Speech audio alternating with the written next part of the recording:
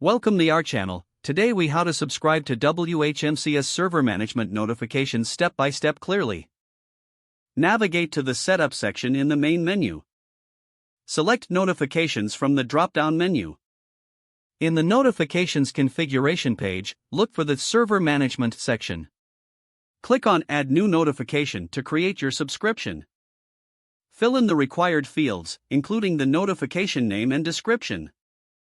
Select the type of server you want to monitor for notifications. Choose the specific events you want to receive alerts for, such as server downtime or system updates. Specify the email address where you want to receive these notifications. Adjust the notification settings according to your preferences for frequency and urgency. Click the Save Changes button to finalize your subscription. You should now see your new notification listed on the notifications page. To ensure everything is set up correctly, check the email inbox for the address you specified.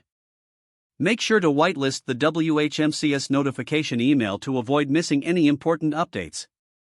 Review your settings periodically to manage notifications as your needs change. If the page does not load, refresh the browser or try again in a private or incognito window.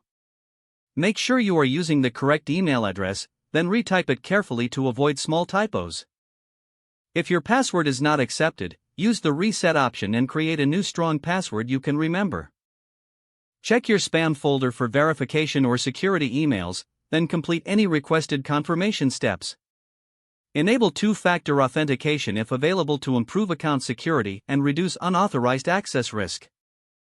After signing in, review your profile details so your contact information and settings are accurate and current. If you see an error message, note it down and try again after restarting your device and internet connection. Log out when you finish, especially on shared devices, to keep your account and payment information secure. If the page does not load, refresh the browser or try again in a private or incognito window.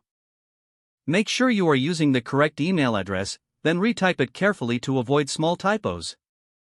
If your password is not accepted, use the reset option and create a new strong password you can remember.